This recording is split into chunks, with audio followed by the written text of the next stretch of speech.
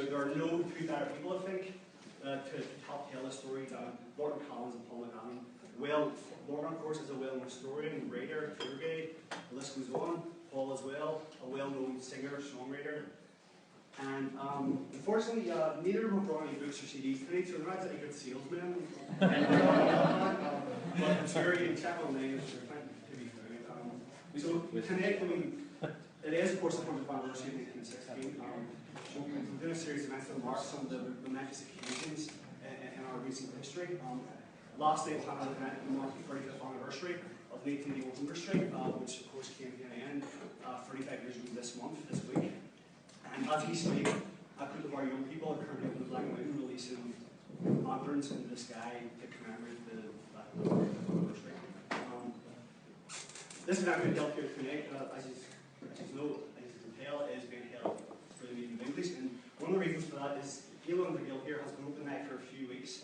And it is run by, of course, by Lorcan, an Irish-based organisation. We work and operate through the medium of Irish, but the point of this centre, the point of our organisation is that we're working for the whole community. This centre is to be a hub for the community here in the Upper Springfield area. And so with events like this, we're hoping more and more people here with the work that goes on. They'll be invited in, they'll find out the classes, Irish science classes, and all of what's going on. The youth work, especially, is something that's where we want to respect. Excuse me, maybe we'll tell them, I'm still getting a little bit of a cold here, but I was asked, at the point they asked me, Kieran, would you like to chair the Holland lecture? And we're talking about James Connolly, and I said, no, you have to be away from it, it doesn't matter. The moment they get bed. I really have very little else to say. I want to get the way of these two because I'm really looking forward myself to what they have in store for us. So, actually, yes, that's it. I'll get it away. Without further ado, Lorcan Collins and Paul Adaim.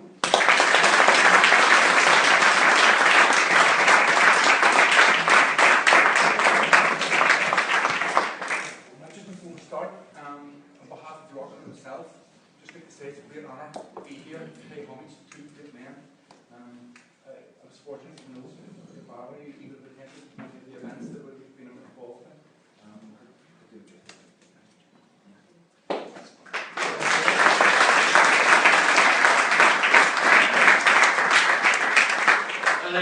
Thanks very much, Paul, and Kieran for being involved with. Tá bhrónor mar Tom Craig Gaeilge Biogan Imetha ag Caithme on Chonga on Bon Reen Úsáid agus mar sin Caithme Berla Úsáid. Listen, it's a great pleasure. Thanks very much for having me up. I hope you enjoyed the night. Okay, we've only done this once before together in the markets, and it was thanks to Clinton who invented us. He's been calling himself Dr. Frankenstein because he's created this monster that we are. What I always like to do, and when I do tours of Dublin, is kick off with the Great Hunger or the Irish Famine. There's a couple of reasons for that. One, I think it's incongruous to talk about anything in the 20th century without mentioning the fact that 1.25 million people died of starvation in our country, while food left our nation. This is the great lie that's been out there for a long time. Yes, the potato was the staple diet of the people, but that was not their fault.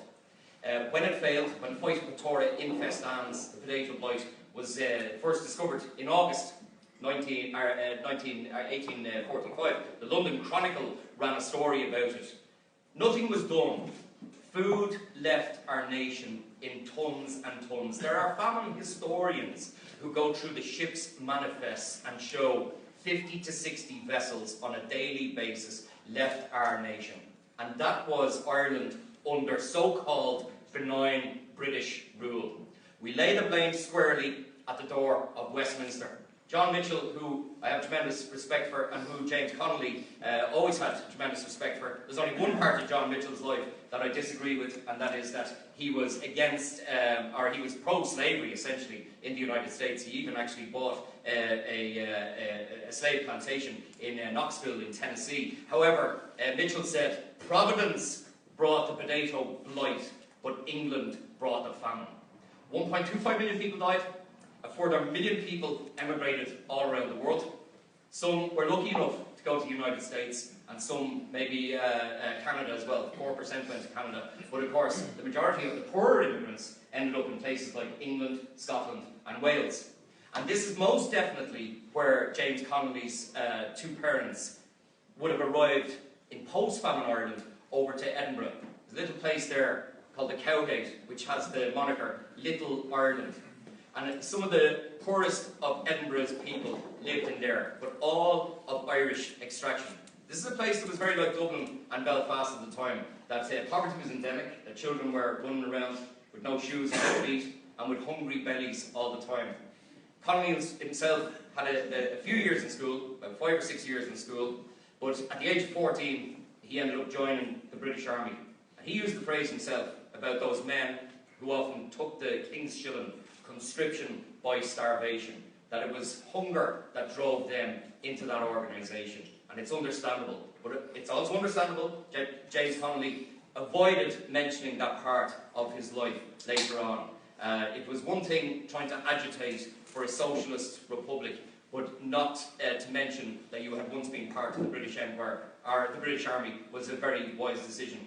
And as Connolly's family ended up in Scotland as a result of the Great Hunger, I think it's incumbent upon Paul to sing us his wonderful famine song. This song was written by my brother Gary while he was a POW in Portlaoise during the late 80s. He sent me the words in a letter and asked me if we could put music to it. So I wasn't expecting to sing it tonight, but Lorcan just sprung this on me at the last minute, so I'll give it a wee version today. It's a song called No Reason.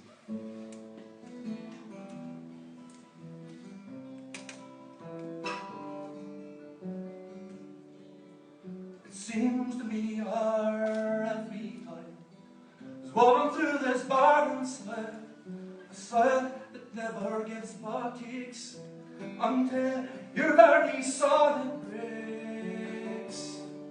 The party's failed again this season, doesn't seem to be no reason for this awful place.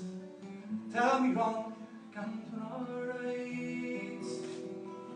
The soil does not belong to me, but some fine lord across the sea is by right from a foreign king who cares not for our suffering. Well, the party's failed again this season, doesn't seem to be no reason for this awful blaze. Tell me wrong, come to no right. In the ditches, bodies lying, on the roadside, children crying, seeing people eating grass this day, and coughing ships out in the bay. I can feel my lifeblood flowing deep into the soil that's gone, not the soil I gave my mom, the soil I knew I never owned. The party's failed again this season, doesn't seem to be no reason for this awful rate. Tell me wrong, come to no right.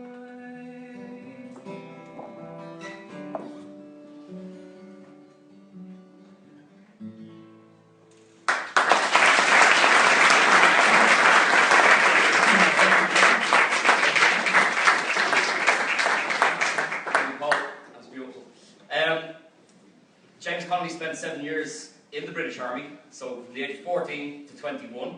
We don't know an awful lot about his time in the British Army because he signed up under a false name. But what we do know is that he was stationed for all of that time in Ireland. Initially he was in Cork, and then he ended up in Dublin, stationed in Beggar's Bush Barracks as well. He really detested his time in the army. The few times that he mentioned it, he was very negative about it. He wrote that the British Army was a cesspool that corrupted all within its bounds. I'd like to be able to say that he may have spent a lot of time in Dublin rifling through the second-hand bookstores, researching Marxism, but we think he really got into that during his time in Scotland. When he left the British Army, essentially he felt he went AWOL, absent without leave. It seems his battalion were going to ship off to India, and he didn't fancy going over there for 2 months and then shipping back home. So he just skedaddled. In the meantime, he had met a young Wicklow Protestant by the name of Lily Reynolds. And Lily, her father had died when the family were quite young. And they were in the unusual position that they were Protestants, but that they were very poor, and she was working for a big family in Rathmines. They both missed the tram together, if you follow me. The tram sped off, and they turned to each other and started talking, and fell for each other. And Connolly said, I'll go to Scotland, to Dundee, and set up everything, and you can come over and we'll get married. That's the basic plan. However, while he was there, through his brother John, he got involved in various socialist organisations. He was involved in the freedom of speech campaign that was run in Edinburgh as well. And to the extent that he actually ended up being blacklisted, Lily, I think at this stage, probably knew what she was getting into. But whatever it wasn't going to be the usual, typical life where they'd struggle hard and work and build their little family and stay in one spot. Because it got to the stage in 1896 that James Connolly was virtually unemployable in Edinburgh. And a good friend of his called John Leslie, a great socialist, put out an appeal in justice for James Connolly. And of course, thankfully for Ireland, this appeal was taken up by the Dublin Socialist Club. And in 1896, in May 1896, he brought his little family over to Dublin. He immediately set about disbanding the socialist pub. There's a point slip. He disbanded the club, actually in a pub, believe it or not. There were 7 men gathered together in the pub on Thomas Street, and the round was 5 soft drinks and 2 pints, because they're all very teetotal, okay? But they founded the wonderful organisation, the Irish Republican Socialist Party, which one Roy commentator in a newspaper at the time commented had more syllables than members. But 1896, if you remember, it's 2 years before the 1898 centenary. And Connolly was determined to capitalise on that centenary, and he did so very well. He founded his own newspaper, the Workers' Republic, which had a lovely byline, the great appear great because we are on our knees, let us rise. The words of the French revolutionary Camille Desmoulins, words that would resound with the workers who were lucky enough to get a copy of that paper. Connolly himself was the editor, the journalist, the printer, and the distributor. The unions in the newspaper industry were complaining that Connolly himself was publishing his own newspaper, and he said, should I feel guilty for the barber that I shave myself every morning, okay? So it never made big money at all, but in 1902, a wonderful thing happened. An invitation came from a man called Daniel de Leon over in the United States, and de Leon fancied trying to get Irish socialists in America onto his side. He ran an organisation called the Socialist Labour Party, and he invited Connolly on a major lecture tour. The objective for Connolly would be he'd investigate the unions and how they worked over in the USA, and he'd also raise subscriptions from amongst the Irish for his Workers' Republic newspaper. Unfortunately, a situation arose over there where he was sending money back to the comrades in Dublin, and they were spending it on drink, which really irked Connolly. And when he came back in 1902, after working very hard over there, all the money was gone, and he broke with the comrades. And then he decided to go back to America instead, where he would try and build a little life for himself. In fairness to Connolly, his achievements in America are somewhat forgotten. We're going to talk a little bit soon about the IWW and the Wobblies, but one of my favourite things that he did was he wrote a little songbook, and I just, if I may, and then Paul will sing a wonderful song. I'll explain why he'll sing that. This is the preface to his little songbook, in which he wrote a number of the songs himself, 9 of the songs. No revolutionary movement is complete without its poetical expression. If such a movement has caught hold of the imagination of the masses, they will seek a vent in song for the aspirations, the fears and hopes, the loves and hatreds engendered by the struggle. Until the movement is marked by the joyous, defiant singing of revolutionary songs, it lacks one of the distinctive marks of a popular revolutionary movement. It is the dogma of a few and not the faith of the multitude. just before I sing this, I should explain, or I'm not going to sing it, you're going to sing it, that this is, it says there, Lorcan sing. This is James Connolly's song himself, and Paul will give it a blast. This is the first time I've ever sang this, and I've only just got really learning it this week, so excuse me, but I'll give it a flash, okay? It was written in 1903 by James Connolly, and it's called The Rebel Song. Come workers, sing a rebel song, a song of love and hate, of love unto the lowly, and of hatred to the great who trod our fathers down, who steal our children's bread, whose hand of greed is stretched to rob the living and the dead. Then sing a rebel song as we proudly march along to end the age of tyranny that makes for human tears. And our march is nearer done with the setting of the sun, and the tyrant's might is passing with the passing of the years. We sing no song of waiting, no song of sighs or tears. High are our hopes and stout our hearts, and banished are our fears. Our flag is raised above us so that all the world may see. 'Tis labour's faith and labour's arm alone can labour free. Then sing a rebel song as we proudly march along to end the age of tyranny that makes for human tears. And our march is nearer done with each setting of the sun, and the tyrant's might is passing with the passing of the years.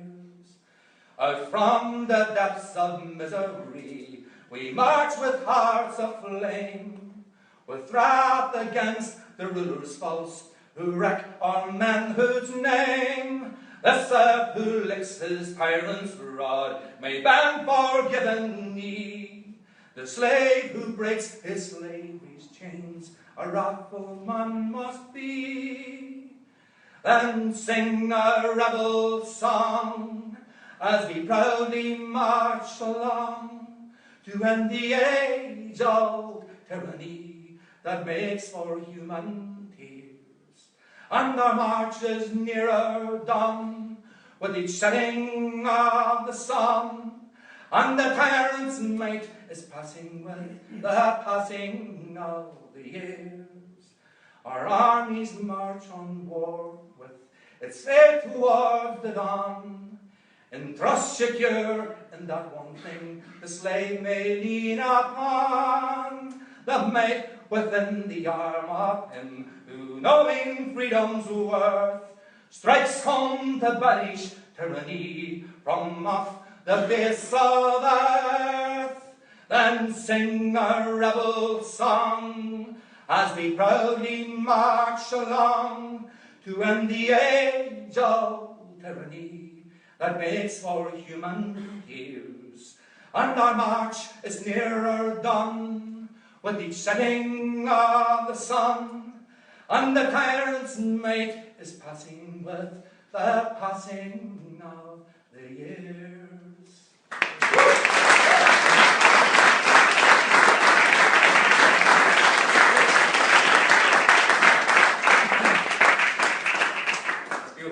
Actually, that's the first time I've heard that song sung properly. Some of you might be aware that there's a CD of those songs issued in the United States, but it's sung by Americans putting on an Irish accent, which is often a bit grating, and they're probably watching on the internet right now. Hi guys, keep up the good work. That's the modern world, eh? So James Connolly had a huge number of jobs in the USA. When he went over there first, he went to a place called Troy, which has the moniker Collar City. And this sounds nuts, but they made collars for shirts. The whole town, that's all they did. And everyone was involved in it. But His jobs included working for the Singer Sewing Factory at one stage in Elizabeth as well, and the best job that I always imagined he enjoyed, but it never was a success for him, was as an insurance collection agent. And he worked for MetLife and Pacific Life Mutual, and he had to convince these capitalists that he was worth $5,000, right? That he had this in the bank as a surety. And as he wrote to Daniel O'Brien, his comrade over in Dublin, my stomach is taking leaps from side to side, and here I am worth $5,000. Okay, but sometimes life is good for the family over there. An unfortunate thing happened that Mona, his eldest daughter, had died in an accident before the family joined him in 1904. But he said it was the darkest period of his life, and he never really fully got over that because he really loved children. He was a great man for the family, and all his works that he wrote, sitting at a typewriter sometimes, or just writing, and there's children running all around his feet, and his eldest daughter Nora, after Mona died, wrote that he never lost his temper with them. He'd pick up a child, he'd put it on his lap, and he'd still write away there. He became very close to a lot of the luminaries of the socialist movement over in the USA. The foundation of an organisation called the Wobblies, or the IWW, in 1905, where if he had a Rolodex, it would have included names like Big Bill Haywood, Eugene Debs, Mother Jones, Bill Troutman, Father Haggerty, who coined that lovely term about the Americans, that the American Marxists were slowcialists, okay, that they were waiting for the revolution. But one of his very good friends was a very young girl called Elizabeth Gurley Flynn. And Gurley Flynn, of course, has a beautiful memoir called I Speak My Own Words. Apparently she was on the corner of the Bronx once, and she was belting out ideology, and some Hollywood producer came and said to her, I want to put you in the movies, and she cut him down, I speak my own words, which is really beautiful, okay? But she tells a great story, and this is part of the internationalism of James Connolly, that he produced pamphlets in Yiddish, and he tried to learn other languages as well. And one time himself and Gurley Flynn were speaking to a huge hall full of Italians, and the speaker didn't arrive, and they were getting agitated, you know, as you would do. And Gurley Flynn was saying, you know, what will we do? And he said, never mind. And she said, he stood up and spoke Italian to them, much to their delight. And she said that they vivaed loudly throughout the whole affair. And this connects us very much with this revolutionary song called Bella Ciao that Paul is going to sing. Because, very importantly, Connolly was an Irish socialist revolutionary. However, when he was done with Ireland, his ambition was to free Britain, and then Europe, and then America. And he put it in his own song when he said, our demands are most moderate. We only want the earth. Now, Bella Ciao, as some of you may or may not know, was written during the 40s. But actually in 1906, there was a song called Alla mattina appena alzata, which was a folk song, and the melody was actually used for Bella Ciao, so that's how we made the connection at that time. It's actually a very, very popular kind of folk song, so it's the first time I've ever sang this through, so bear with me.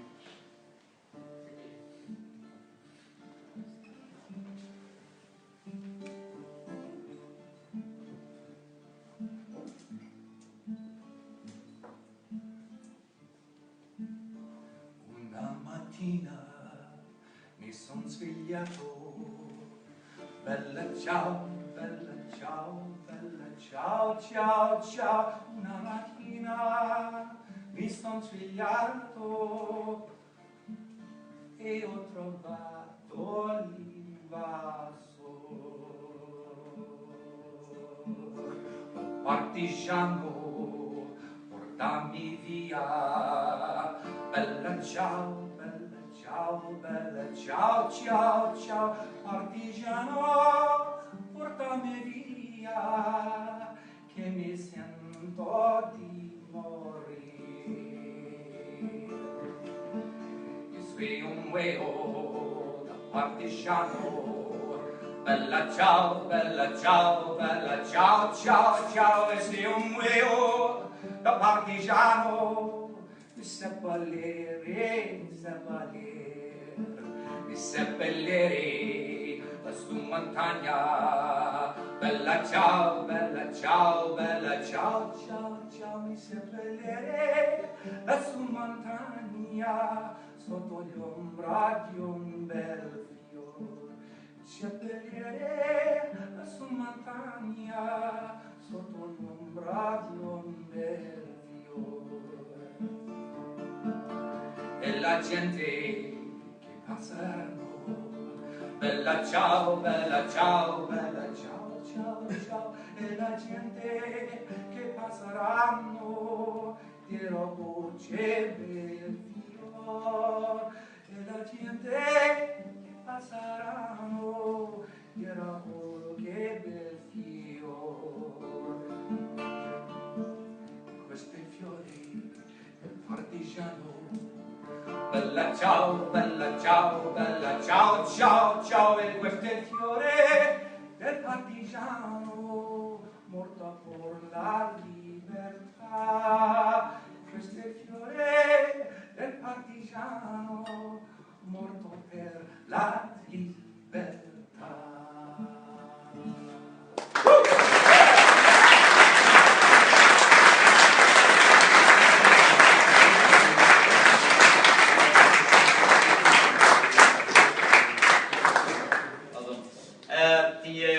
IWW, the Wobblies, they reached a membership of nearly 1.5 million red card-carrying Marxists who put the fear of God into the capitalists in the United States. And an interesting example of how seriously they took the whole affair was that there was actually not our unionists, their unionists, a fellow called Frank Stenenberg was his name. He was the former governor of Idaho, and Haywood, Big Bill Haywood, and Charles Moore were accused of the crime. And there was a Pinkerton detective called McFarland set it all up, right? And obviously there was a huge amount of interest, not only in the States but in around the world in this case. And James Connolly was actually the New York organizer of the Haywood-Moore Defence Fund. So this should give you an idea in 1906 how important he had become over there, you know. The trial collapsed anyway, but what it does do is goes to show how serious the detectives and the American state were about undermining the Wobblies, the IWW. They're still around today. Their numbers are very few. There's 5,000 or so. The joke over there is that half of them are in the CIA and the other half are in the FBI. And they're all just spying on each other, suggesting that they trash another Starbucks. But they had their day. They had their day. And of course, those of us who remember one album that was in our collection years ago would always be Woodstock. And one of my favourite songs was John Baez's rendition of Joe Hill. And Joe Hill, of course, is a Wobbly that was also set up, essentially, in the same situation. And now Paul is going to give that a blast. I dreamt I saw Joe Hill last night, alive as you and me. Said I, but Joe, you're dead, you're dead. I never died, said he. I never died, said he. In Salt Lake, Jehovah, God said I am standing by my bed. They framed you on a murder charge, said Joe, but I ain't dead. Said Joe, but I ain't dead. The couple bosses killed you, Joe. They shot you, Joe, said I. Takes more than guns to kill a man, said Joe, I didn't die. Said Joe, I didn't die. I'm standing there as large as life, smiling with his eyes. Said Joe, what they can never kill goes on to organize. It goes on to organize. From San Diego up to Maine, and every mine and mile, while the working class fight for their rights, 'tis there you'll find Joe Hill. 'Tis there you'll find Joe Hill. I dreamt I saw Joe Hill last night, alive as you and me. Said I, but Joe, you're 10 years dead. I never died, said he. I never died, said he.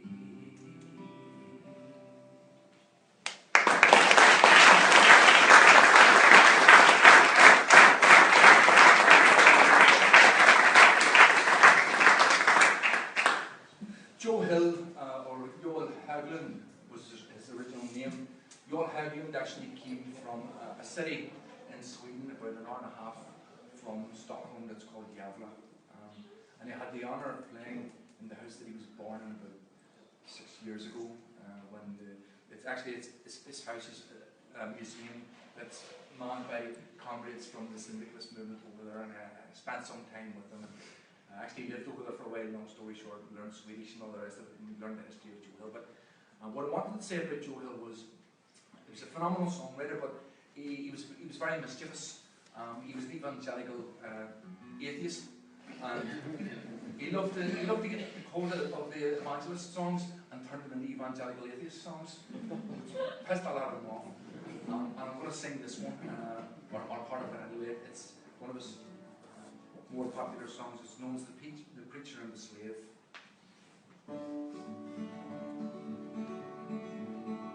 Long-haired preachers come out every night. They try to tell us what's wrong and what's right. But when we ask them for something to eat, well, they answer us in voices so sweet. You will eat by and by in that glorious land above the sky, way up high, work and pray. You can live on hay till you're high in the sky when you die. And that's a lie.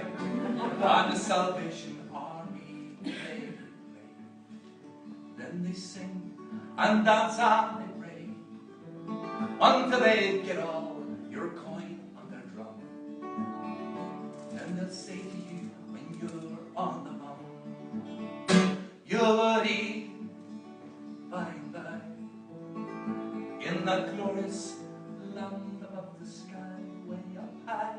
Work and pray, you can live on hay. You'll get by in the sky when you die. Working class of all countries unite.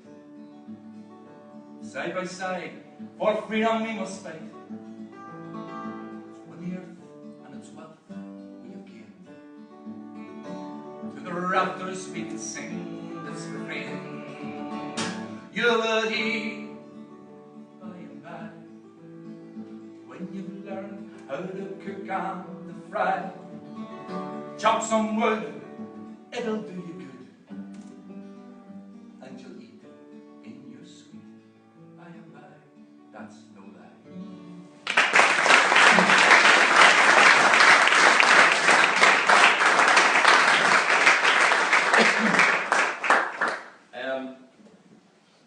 When Connolly was in the States, he undertook 3 major lecture tours, one which was a 9-month tour.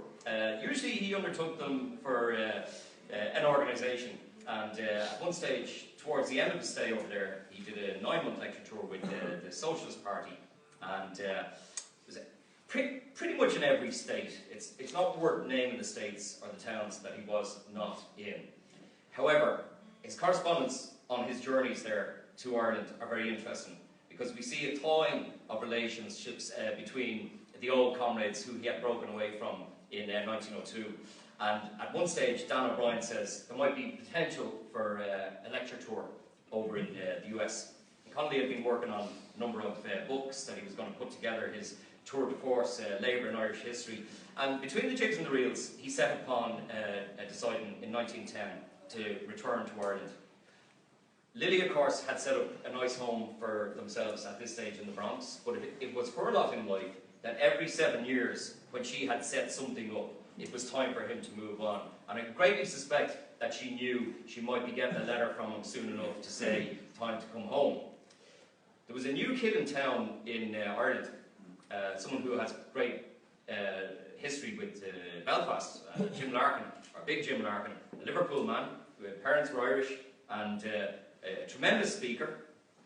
The classic story that you tell here about how he got the carters on strike, the dockers on strike, the shopkeepers' assistants on strike, and then when the Belfast Metropolitan Police were sent in to break up the strike, Larkin convinced a section of them that they were underpaid and overworked, and they went on strike as well. So he obviously had a powerful ability about him.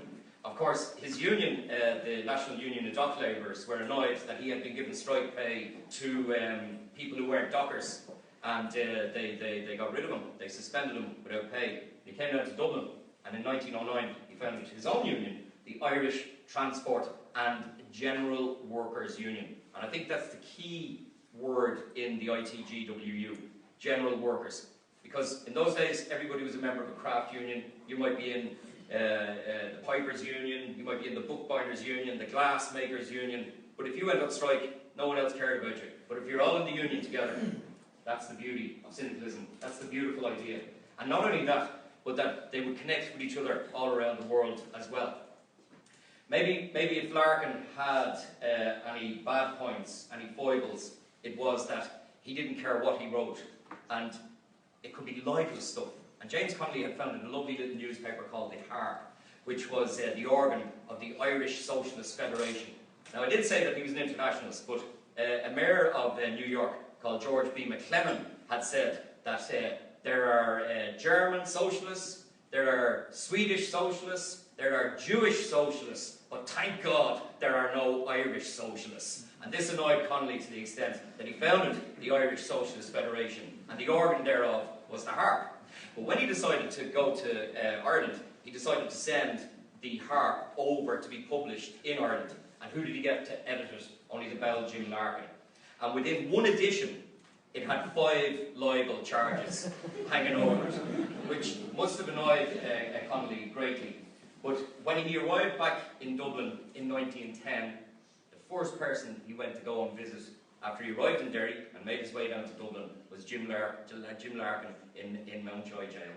And I think now you're going to sing a song about Jim Larkin. I'm going to sing that song later.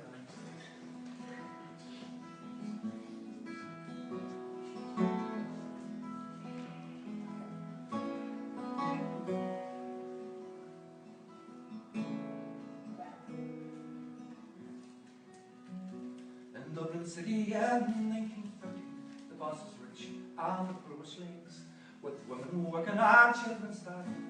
Lorcan, Larkin, like a mighty wave. The workers cringed when the boss man thundered. 70 hours was their weekly chore.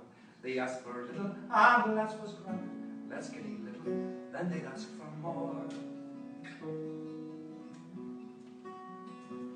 Then came Larkin in 1930, a mighty man with a mighty tongue. A voice of labour, a voice of justice, and he was gifted and he was young. Then came Larkin in 1913, a labour man with a union tongue. He raised the workers and gave them courage. He was their hero and workers' son. It was in August, the boss man told us, no union man for him could work. We stood by Larkin and told the boss man, we'd bite and die, but we'd never shirk. 8 months we fought, 8 months we starved. We stood by Larkin through thick and thin. The foodless homes and the crying children broke our hearts, we just couldn't win. When Larkin left us, we seemed defeated. mark for the working man. Connolly came with new hope and counsel. His motto was, we'll rise again. In 1916 in Dublin City, the British Army burned down Lorcan. They shelled our buildings and shot our leaders. A heart was buried beneath the bloody crown. They shot McDermott and Pearson Plunkett. They shot Lorcan and Clarkeray. From Blake and Maynham, they took their bodies to Arbor Hill and a reclaimed grave. Last of all of our 7 years, I sing the praise of James Connolly, the voice of labour, the voice of justice. He gives life that we may be free.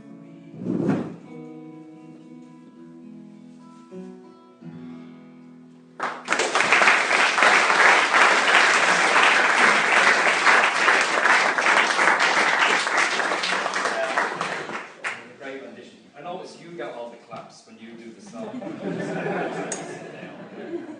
But of course, you know, there's something about Connolly when he got back to Ireland.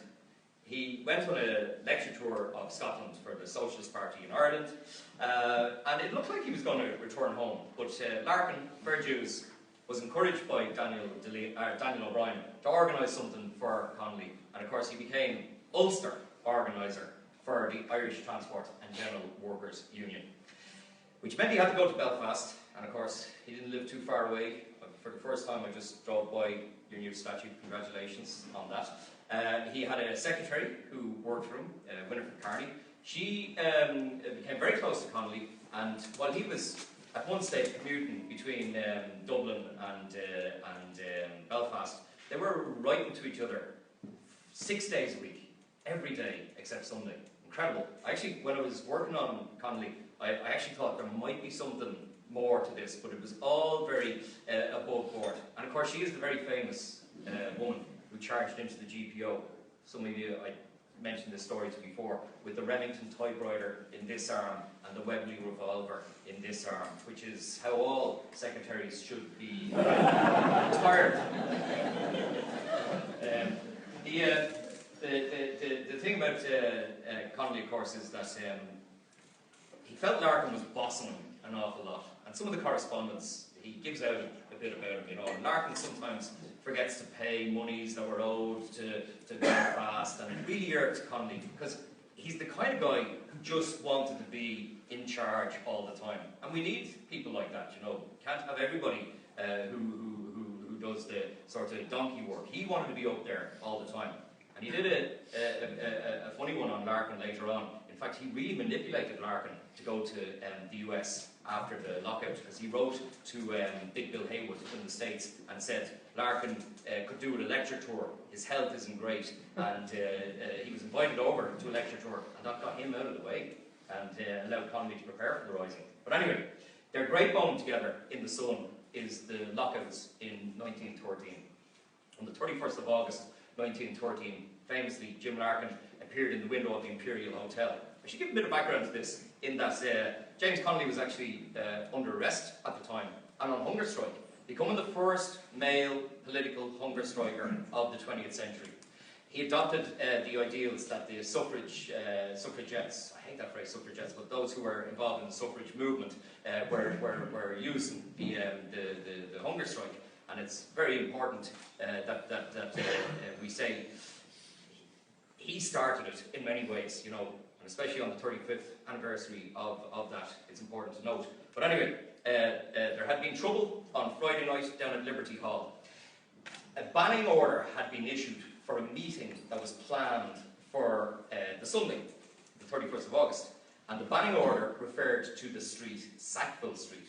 But the name Sackville Street was not in common usage with normal people in Dublin, because the name had changed in 1884 from Sackville to O'Connell Street. But then the residents on the street and the business owners took a court case and forced it to be returned back to Sackville Street. But you can imagine all the Dubliners constantly referred to it as O'Connell Street. So Connolly was reading the banning order down at Liberty Hall, and he says, "No meeting to be held this coming Sunday on Sackville Street." And he goes, "Sackville Street? Where is this Sackville Street?" Is it in Jerusalem or Timbuktu? I, for one, will be on O'Connell Street this coming Sunday. And the police attacked them on the Friday night. And were very heavy-handed. And on Saturday, there was a bit of a riot on the streets around Ringsend because one of the football team's Bohemians were accused by Jim Larkin of using scab labour. And there was a right barney between the police and the people. And on Sunday, all eyes were on Dublin. Would Larkin appear? So he did appear in the window of the Imperial in disguise. He was disguised by Helena Maloney, the Abbey actor, or actress, whatever you want to say. And the police ran in as soon as Larkin opened up the windows. They arrested him and brought him out the streets, and Countess Margaret, the famed Countess Margaret, Constance Gore-Booth, shouted something like, 3 cheers for Jim Larkin, and a policeman belted her in the face, another one ripped her blouse, and all hell broke loose. And the police gathered everybody into squares, Kettling they call it now, and they bet the lard out of them. And in the weekend of violence, 3 people were murdered, and hundreds more were injured.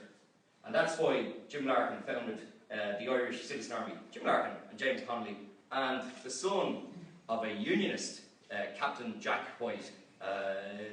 Jack White, of course, famously got the uniforms for the Citizen Army. Jack White had been in the Boer War in South Africa, and changed his whole view on life and became a socialist, and went to a famous shop in Dublin, Arnott's, and bought 50 uniforms for the Irish Citizen Army. And they said, what kind of hat do you want, Jack? Says he turned her up at the side like the rebel Boers. So that's the reason why the Citizen Army wore those hats. I think the Peter and the Goat is called for by Paul now. The Peter and the Goat was an anthem of the punk picture for us.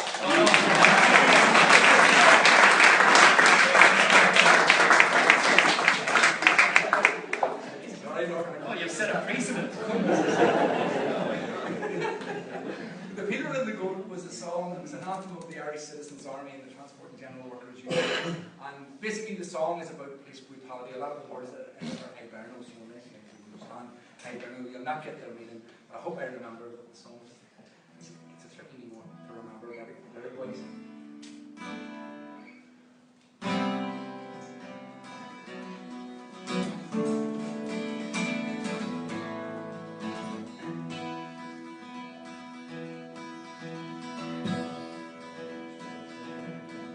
A bunch of Peter went out one night in duty on patrolling, spied a goat upon the road and took a bar stoning home. But men and sticks and fought carts and made the whistle dance were early, the old to stop them out of prison.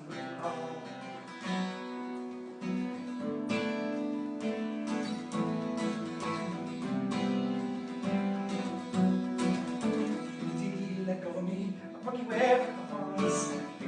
Let go of me, a league bruise my corner.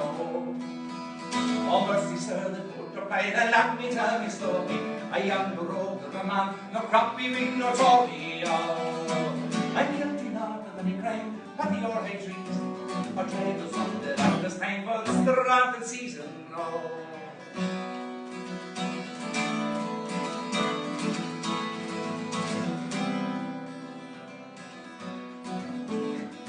Let go of me, fuck you wherever it comes. Let go of me and leave you bruise my corner. I will just later and sentence on violent behaviour. What one for catch you'll be sent to you again of faithful law. Magistrates will all consent to sign your condemnation. A then from court you will be sent for speedy transportation. Oh.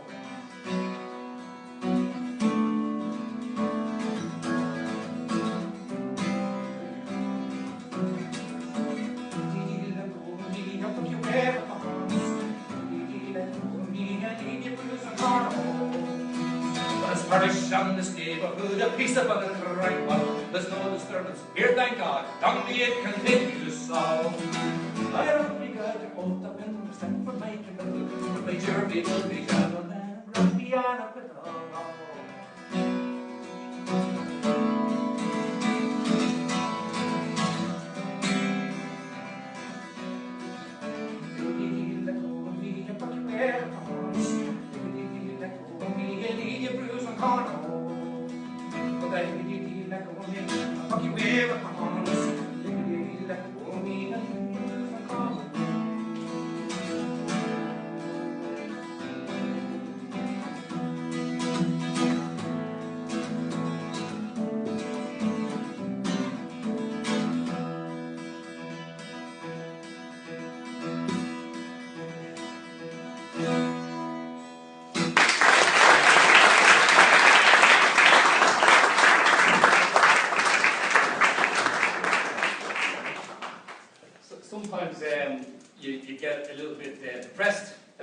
fact that the Irish Citizen Army were never given a bit of a breathing space between their foundation and the foundation of the Irish Volunteers. Irish Volunteers had a home rule press behind them.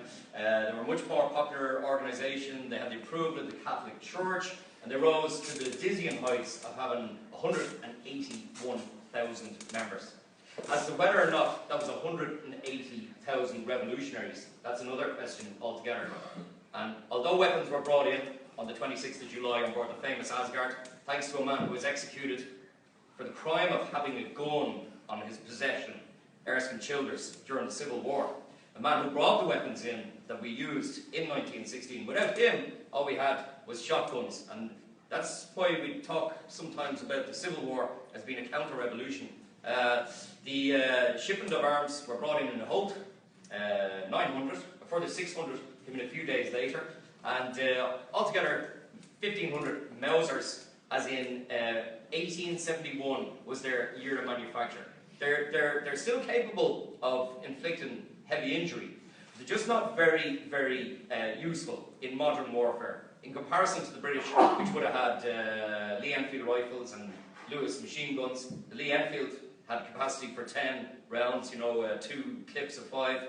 The Mausers had to be loaded, each single one, and if you fired any more than 3 rounds, the gun heated up to the extent that the barrel would nearly bend. They were black powder rounds, okay? But we needed more weapons, which is why Sir Roger Casement went to Germany to secure a decent shipment. Sir Roger is the only Irishman, I'm sure I'm among friends here, and I can say this, who I would ever use the moniker Sir for. I would never use it for Bono or Bob Geldof. They're 2 Irishmen who have taken the knighthood and are somewhat off my Christmas list. But I would always use it for Roger Casement because of the fact that the British stripped him of his title, so we return it to him as a wind-up gesture for the establishment.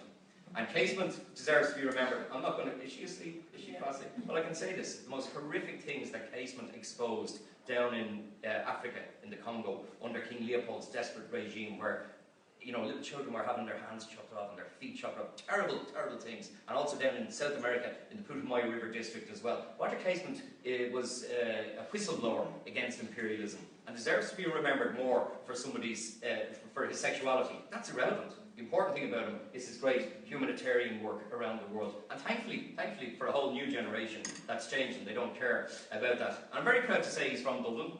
He's from Sandy Cove. And I've met people from Belfast who always try to claim him as their own. Yes, you have a GAA pitch or whatever named after him. I heard telling that. But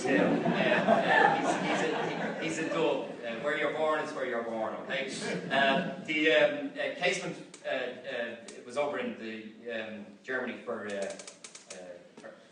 18 months altogether, and he did secure 3 million rounds of ammunition, 20,000 weapons, and 10 or so Maxim machine guns. And they put them on board the famous ship that they disguised as a Norwegian vessel, the Odd. And as we know, it was a breakdown in communication that resulted in the Odd arriving earlier than expected. We cannot blame the Germans because they had sent a message over to John Devoy in New York via the Washington Embassy. The message was essentially saying, we're going to arrive between Thursday and Saturday. John Devoy said, yes, Irish fine with this. He relayed the message back to Dublin then. They said, no, the IRB Military Council said, no, we want them on the Sunday. And they sent Philomena Plunkett back across the Atlantic. But by the time she arrived, the message was relayed to Berlin. The ship had already set sail. And the captain had no radio on board. He was doing right. He arrived bang on time on Thursday. But the volunteers should have been watching in Kerry, of course, for the arrival of that shipment. As it turned out, they arrived on Thursday. Friday, 2 British warships chased the ship out to sea.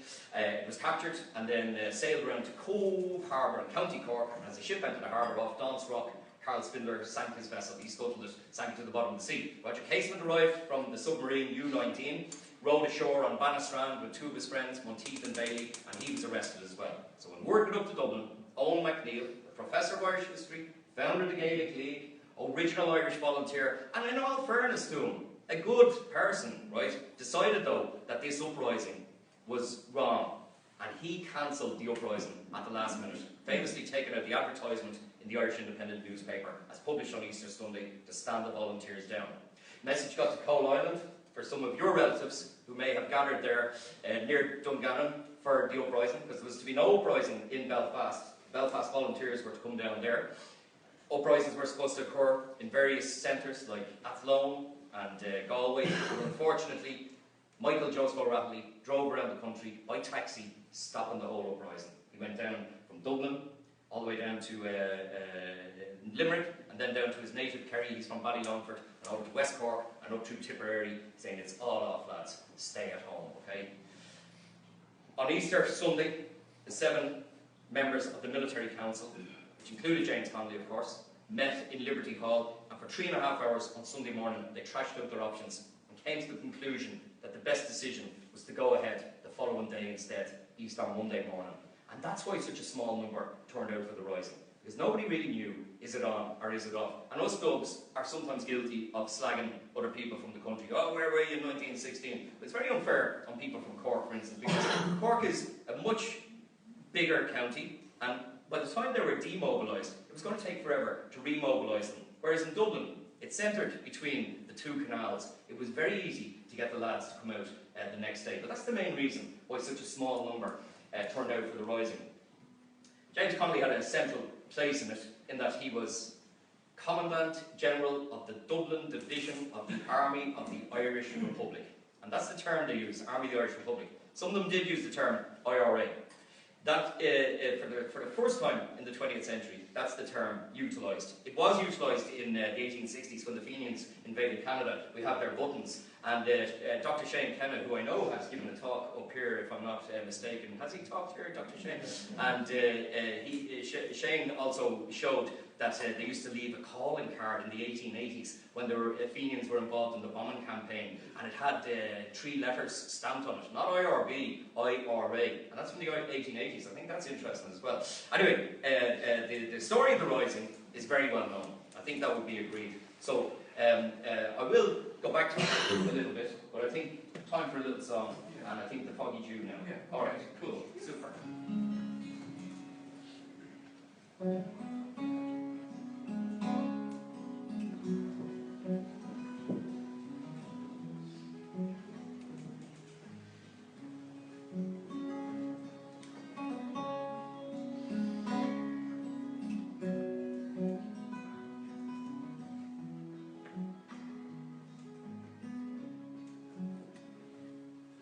As the land walks there on to a city fair road, there are many lines of marching men in squadrons past me by. No pain that hum nor battle drum, it's an threat started, but the Angelus bell of the feast were like nuts in the foggy air. Right proudly high over the Valentine, they hung at the flag of war. For it was better to die neath an Irish sky than at Suvla, the Civil War. And from the plains of Connolly, strong men came hurrying through, while Britannia's sons with their long-range guns sailed in by the foggy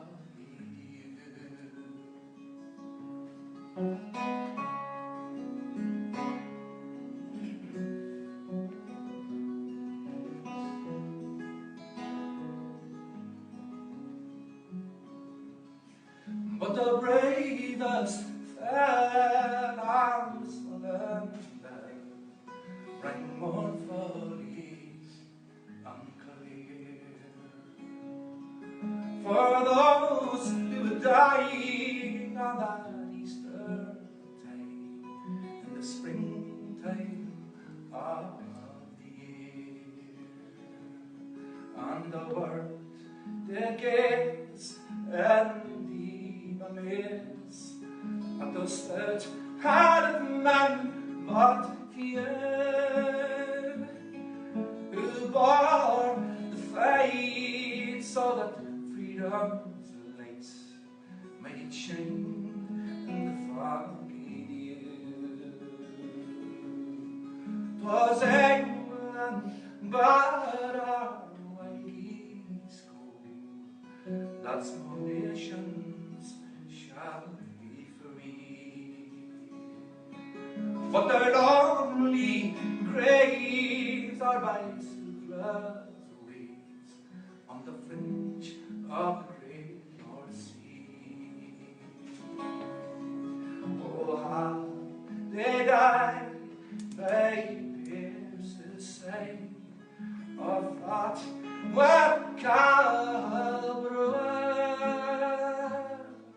Their names we would keep where the Fenians sleep, beneath the shroud of foggy dew. So back to the glen I rode again, my heart with grief was sore, for I parted with those gallant men that I never would see no more. And for all my dreams I will go, and I kneel and pray for you, for slavery fled a rebel dead when you fell in the foggy dew.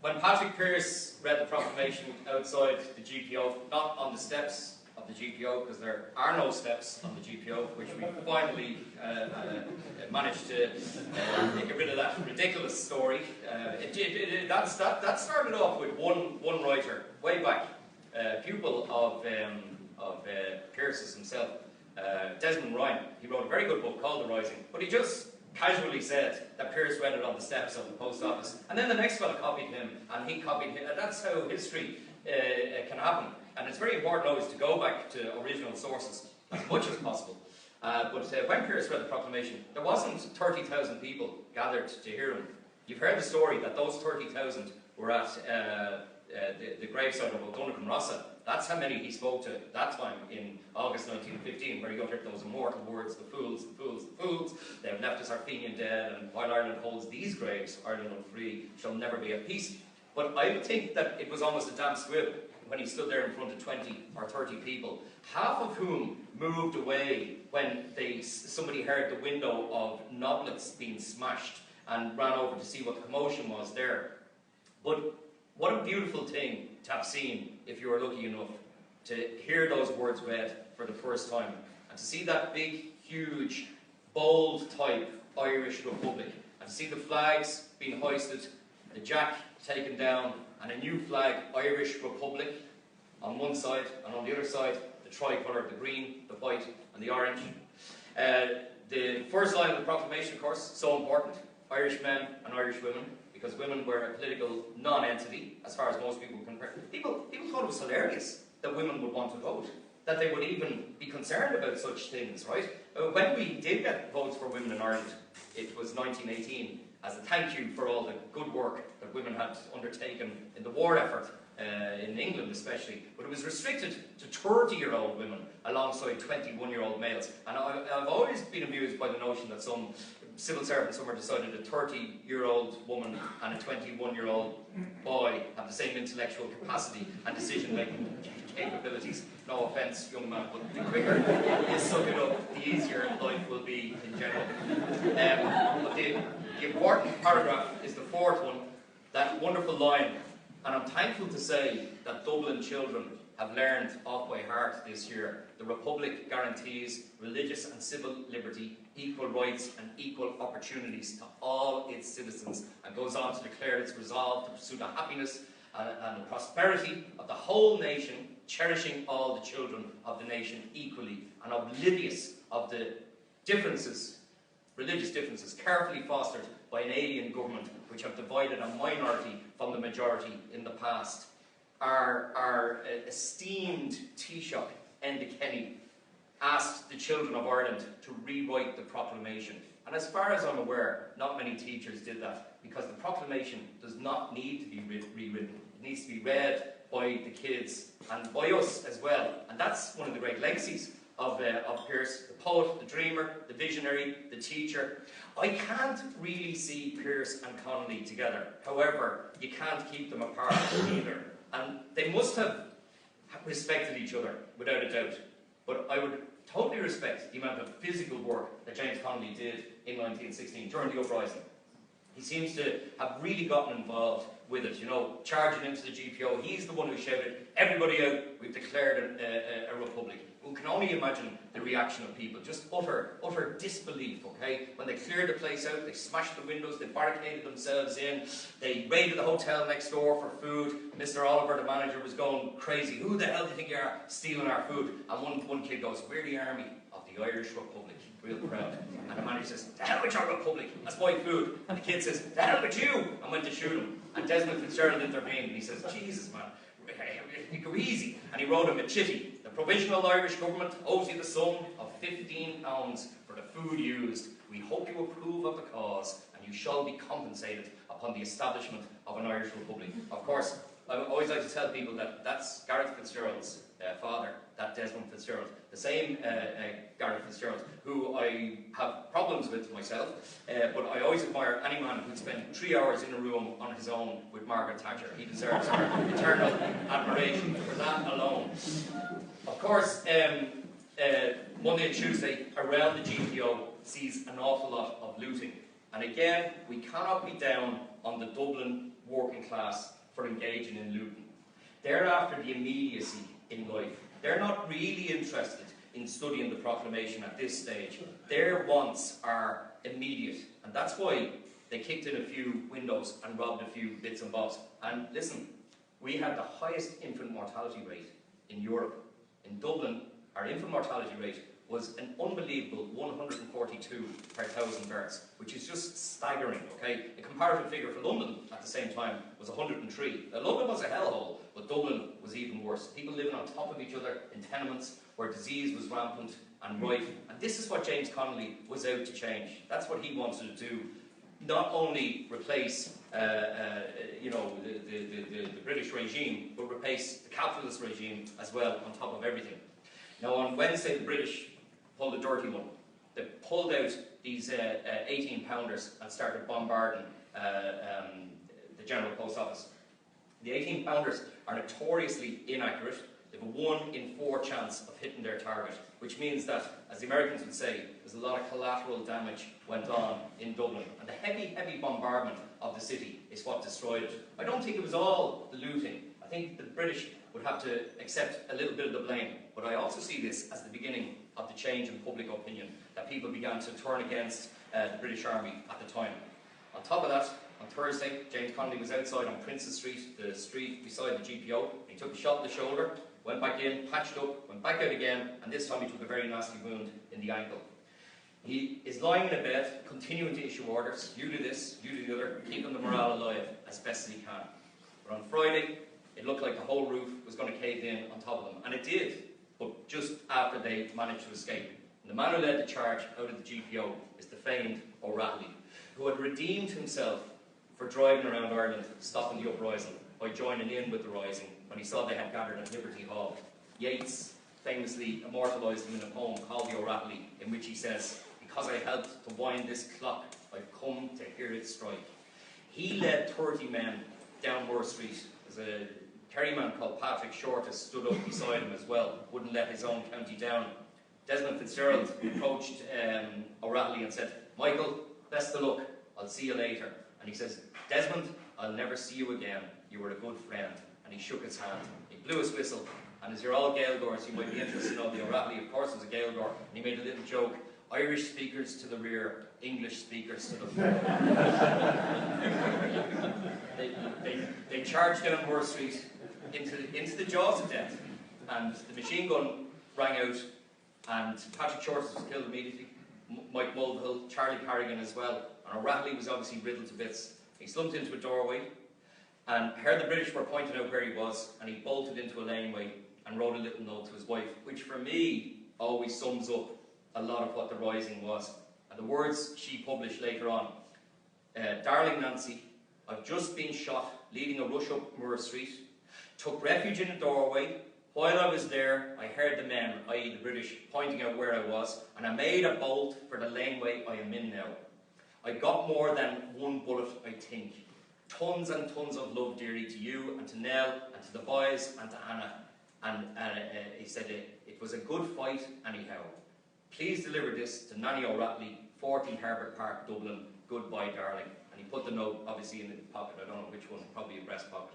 And that was found by a British sergeant and delivered to Nanny O'Reilly in the aftermath of the rising. It was a very beautiful gesture of that British soldier to deliver that letter. He didn't have to do that. That could have ended up in a file. We still don't have all the files from the British. They're still holding on to things. Annoyingly, 100 years after the event, but that could have never been read. But we grab onto that one line: "It was a good fight anyhow." And of course, Connolly is taken immediately as a wounded commandant up to Dublin Castle. For 12 days and 12 nights, British doctors and nurses worked on him. A letter at one stage arrived from Parkgate, the headquarters, the British military headquarters, inquiring as to the health of the prisoner Connolly, and was he yet well enough to face execution. Sergeant Tobin, who had gotten quite friendly with Connolly, wrote a beautiful riposte where he said, "In my opinion, no man is ever well enough to face execution."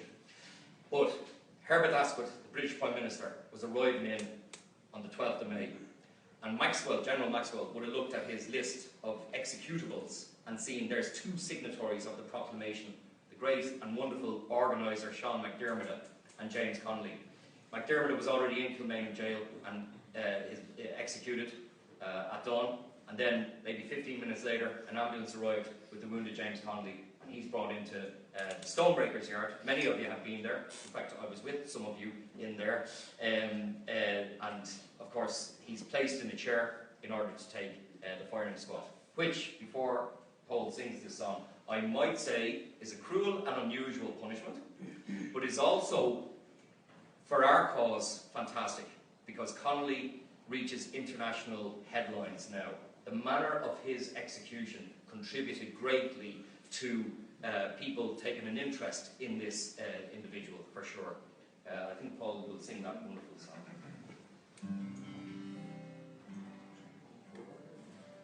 If you want. A man was all shot through, came today into the barrack square. And a soldier, I'm not proud to say that we killed him there. They brought him from the prison hospital, and to see him in that chair, I swear, the smile far more quickly called a man to prayer. They say he was different, kept you apart from all the rest. A lover of the poor, his wounds, and the rest. His face was like a man who knew greater pain than blows or bullets ere the world began. Died he in vain? Ready? Presents? And him just sitting there. Christ, I felt my rifle shake. His wounds all open and all around his chair full of blood. When my rifle shot that cursed lead, I swore I saw his lips say, fire. And I was picked to kill a man like that. James Connolly.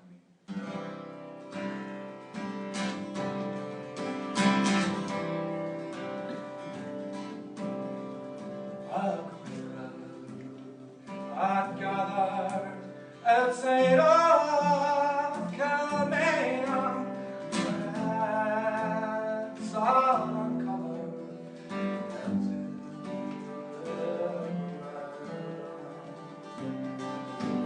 what to say?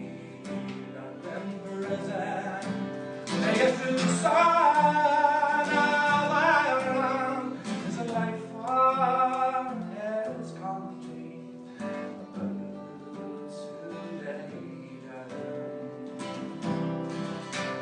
he went to his death like a true Irish soldier, fighting poverty, really face. Then the other rang up, present arms fire. James Connolly fell into a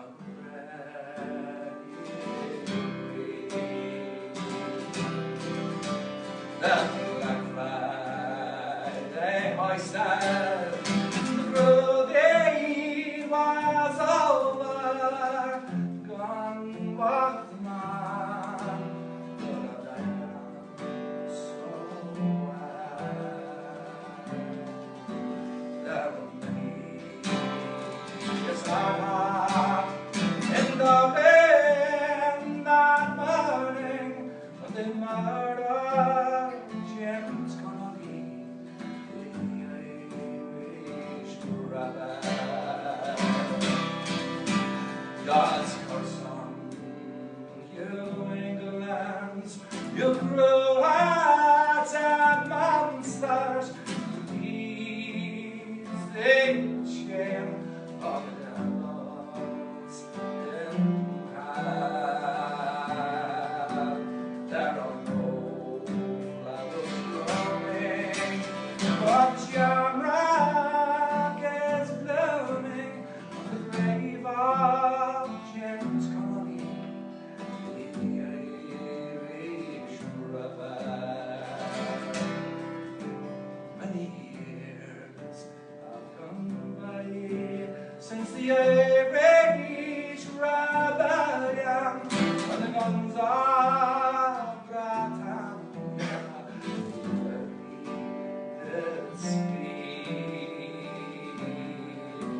On the old ICA battle shoulders to shoulder, as the blood from their bodies ran down Lorcan Street.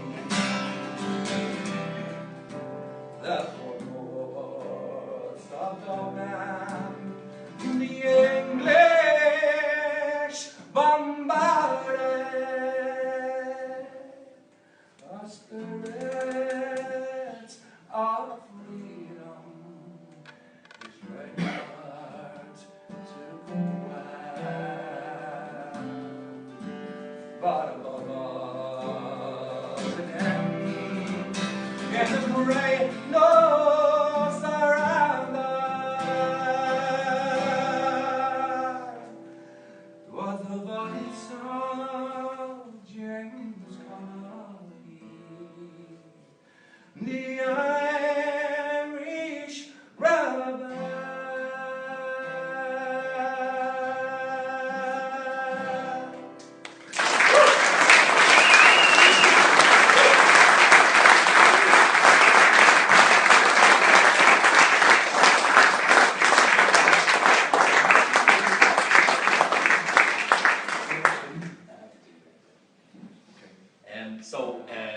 Nice change in the name there. I like what you did there. It's recycled.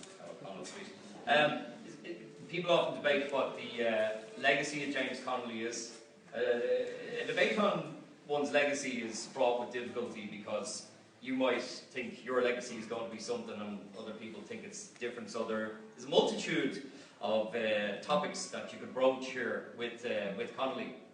I always like to say, I think it's quite fascinating that people in England know who James Connolly is, but they don't know who Herbert Asquith is, the Prime Minister of Britain at the time.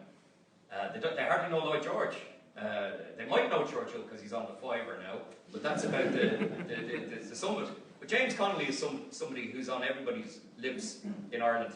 And they all have taken a renewed interest in him this year. And I think Connolly himself would appreciate the correlation between his attempts to stimulate revolution in 1898 on the centenary of the United Irishman uprising, and our own attempts to stimulate people's interest in a change in Ireland in this centennial year as well. And no matter what the state tried to do to grab the reins of the celebration of the revolution, we tried to take it a completely different way. I don't know if you saw the initial video that they released to celebrate the centenary, which hilariously had Ian Paisley, David Trimble, the Queen of England, all in this video about 1916, and no James Connolly, and no Patrick Pearse, which was so horrific that letters poured into the Irish Times about it, and even the Herald and the Independent, but that they took the video off offline. So there were attempts within the state to try to, if you will, control how we look at the legacy of Connolly and the legacy of Pearse. But they are somebody who are in our hearts and are in every household as well. And I would hope that everybody this year or next year will look into Labour and Irish history especially, which is my favourite collection of his writings. Or, if you get into that as well, the wonderfully titled Socialism Made Easy, which does exactly what it says on the front cover. Because other Marxists spend all their time trying to come up with highfalutin language to try and make it more mystifying for the working man and woman. The objective of James Connolly's writings was to make it nice, straightforward and simple to people. He is an internationalist as well. More recently, I saw there's a book of his writings published in Spain. His published works have been in Italian as well, and all around the world. Part of his legacy is the fact that there are, as far as I can tell, 3 statues around the world to him, and 1 bust as well, which is pretty incredible.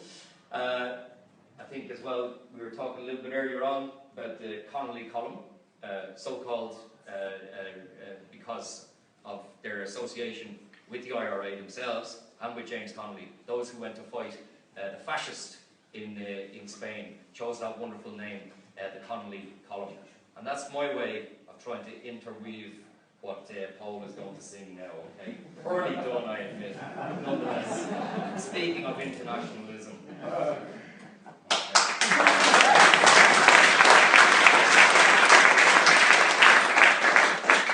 This song was born at the Paris Commune, and it would have inspired revolutionaries like James Connolly, and it continues to inspire revolutionaries to this day.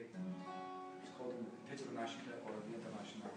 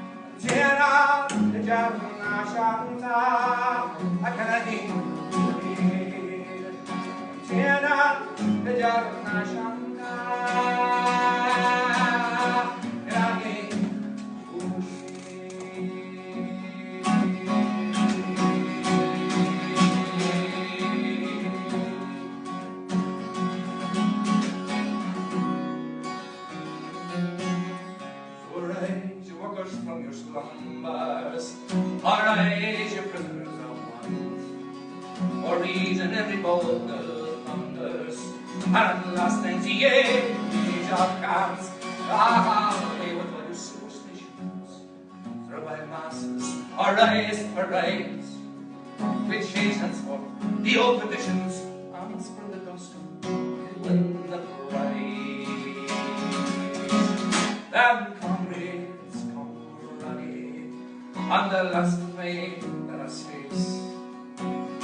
International alliance, the human race. Then comrades, come rally, and the last fight that us face. The international alliance, the human race. The international alliance, the human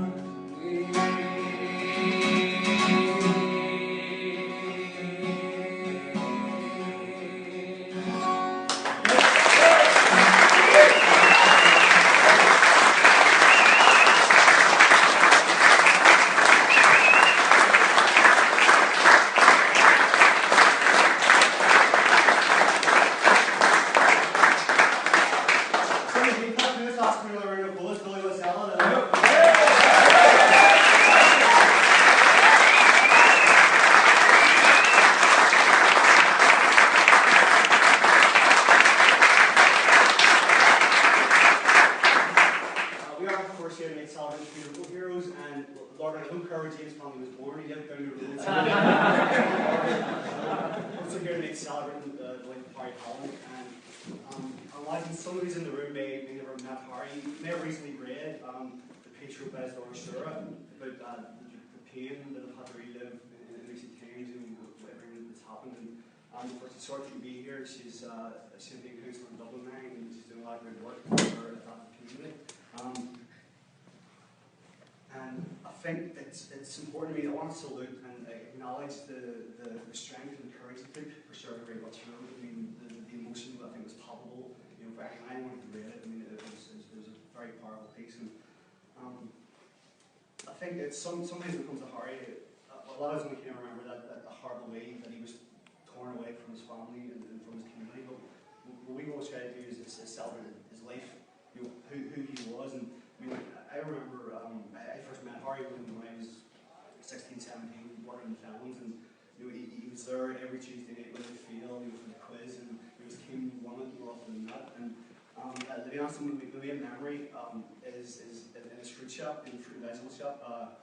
You know, again, at that age when it was like 17, 18, 19, 20, 21, you know, after school or university, like, there was always some kind of activism, some kind of campaign going on, where it was room for you see on the sea or the Irish language or Palestine especially, and you know, so you go around putting posters up, and whenever you walk in the Harry shop, I mean, the hand was straight in the pocket, you know, the sort of support, whatever it was like, and whenever you had a fundraiser, I have to be honest, like, it was the one place that, without fail, you went in, there was an event on your fundraising for something, and like, he was always a hit person, like, as soon as he saw you, and after that, to be honest with you, I got a bit self-conscious. I felt bad. He was also generous with us, because I got this stage where it was like, you're in the Harry shop, there's like a surgical strike, you know, it's like the blue tack had him on a poster beforehand, and you look at him and great, these are my customers, so it's like, Harry, poster, yeah, no problem, great, thanks, bang. And again, and I mean, you don't realise then, but I mean, the support, you know, how supportive he always was, how encouraging he always was. I mean, for me as a young person, it's something I'll never forget, and that was one of the reasons that when we decided to come up with the name of the Harry Holland lecture, we didn't want to do that something positive, that remember this man, you know, always been in our community, and all the big things that he did for people in the community, you know, for young people like myself at the time in particular. And with that, we're always appreciative of the support that the family, the Holland family have given us every single year that this event has been running. And with that, first I'm going to bring up everyone else working, that Paul and the family will get first. So just please have